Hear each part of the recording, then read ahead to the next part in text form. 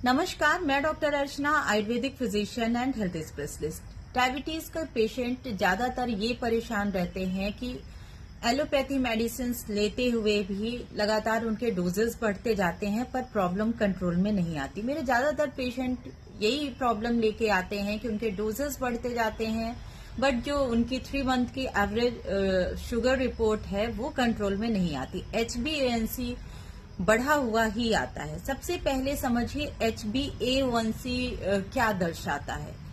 Haemoglobin पे जब आपके ब्लड में ग्लूकोज ज्यादा रहता है तो वो हीमोग्लोबिन से अटैच हो जाता है। हीमोग्लोबिन से अटैच होने पे क्योंकि आरबीसी का जो लाइफ स्पैन है वो 3 मंथ का है तो ये 3 मंथ की एवरेज रिपोर्ट होती है और आपके ब्लड में कितना शुगर है ये सबसे करेक्ट रिपोर्ट बताती है। तो आपकी जो भी फास्टिंग आ रही हो या खाना खाने के बाद की जो रिपोर्ट आ रही हो उससे बेटर है कि ये 3 मंथ की शुगर कितनी आ रही है उस पर ध्यान दिया जाए।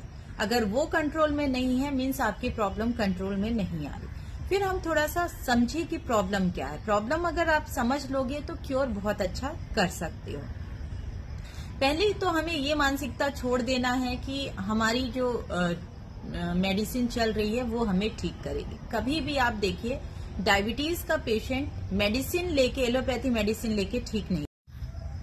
जैसे ही हम कुछ खाते हैं चाहे वो कार्बोहाइड्रेट हो, स्टार्च हो, प्रोटीन हो, ब्रेक डाउन होके ग्लूकोज हमारे ब्लड में आता है। तो ग्लूकोज ब्लड में आते ही इंसुलिन पैनक्रियाज मैसेज देता है, इंसुलिन रिलीज होते हैं और ये रहता है कि ये जो ब्लड में ग्लूकोज एक्सेस आ रहा है उसको हम सेल्स तक ले जाए। ये सेल्स के जो रिसेप्टर्स होते हैं वहां पे ये मैसेज पहुंचाते हैं कि अब आपको ये ग्लूकोज अंदर लेना है। लेकिन प्रॉब्लम कहाँ जाती है? डायबिटिक पेशेंट, खासकर टाइप 2 डायबिटिक पेशेंट जो होता है तो वो सेल के जो रिसेप्टर्स हैं वहां इंट्रामायोसेलुलर फैट जमा होते हैं। ये इंट्रामायोसेलुलर फैट उसको वहां तक मैसेज नहीं पहुंचाने देते। ये मान के चलिए कि ढीठ कर देते हैं सेल को। इंसुलिन बार बार बोलता रहता है कि आप ग्लूकोज अंदर लीजिए, लेकिन ये नहीं सुनते हैं क्योंकि वहां ये रिसेप्टर्स तक उस मैसेज को पहुंचने नहीं देते इंट्रामायोसेलुलर फैट जो होते हैं। और इस तरह से लगातार इंसुलिन रिलीज होता रहता है ब्लड में, लेकिन सेल्स के अंदर वो जो ग्लूकोज एक्सेस ग्लूकोज है वो नहीं जाता। अब क्या होगा? अब ये जो इंसुलिन एक्सेस रिलीज हो गया तो लीवर यहाँ पे क्या करेगा? तो लीवर क्या करेगा? ग्लाइकोजन के रूप में एक्सेस ग्लूकोज को स्टोर कर लेगा। जितना उससे स्टोर होता है करेगा, फिर उसके बाद यही ग्लूकोज जाके फैट सेल्स के रूप में जमा होने लगते हैं। आप देखोगे टाइप 2 डायबिटिक पेशेंट अक्सर मोटापे का शिकार होता है। मतलब आप देखोगे टाइप 2 डायबिटिक पेशेंट अक्सर मोटा ही होता है और टाइप 1 डायबिटिक पेशेंट जो होता है वो स्लिम होता है, क्योंकि ये हेरिडिटी में होता है। वहां पे प्रॉब्लम क्या है कि इंसुलिन बनता ही नहीं है, होता ही नहीं है इंसुलिन। तो एक तरह से जब आप एलोपैथी मेडिसिन लेते हो तो टाइप 1 डायबिटिक पेशेंट के लिए फिर भी काम करेगी, लेकिन जो टाइप 2 डायबिटीज पेशेंट है वहां पे इंसुलिन अगर आप लोगे भी तो उसका कोई वर्क नहीं है।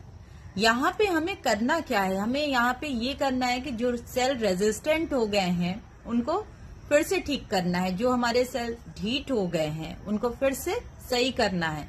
जो इंट्रामायोसेलुलर फैट, तो इंट्रामायोसेलुलर फैट को यहाँ से हटाना है और सेल रिसेप्टर्स वहां पे वापस काम करने लगे। इसके लिए हमें पहला काम एक तो एक्सरसाइज करना है, दूसरा डाइट ऐसा लेना है कि जिसमें कम से कम ग्लूकोज रिलीज हो।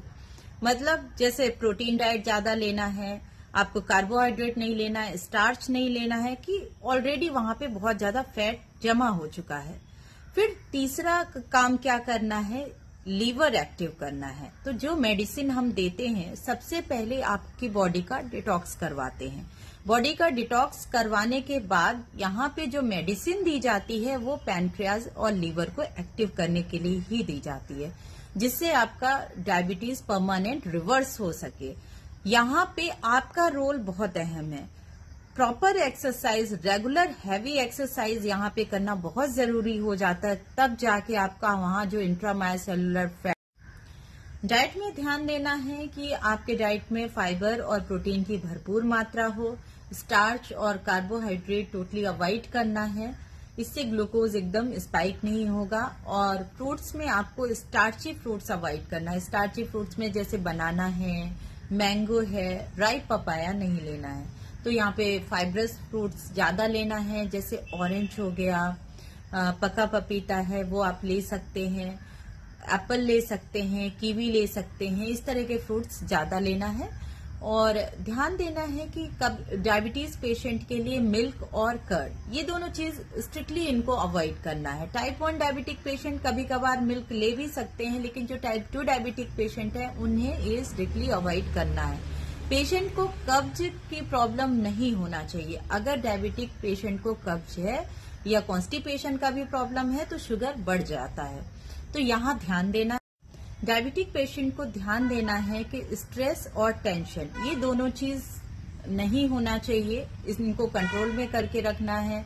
आपको मेडिटेशन करना है। जब भी आप स्ट्रेस में होगे तो आपका ग्लूकोज एकदम ब्लड में बढ़ जाएगा, आपकी शुगर बढ़ी हुई आएगी और फिर आप कोई भी मेडिसिन लोगे वो काम नहीं करेगी। तो यहाँ पे मेडिटेशन बहुत जरूरी है। अगर आप डायबिटिक हो और आप प्रॉपर ट्रीटमेंट चाहते हो तो आप हमसे व्हाट्सएप में संपर्क कर सकते हैं।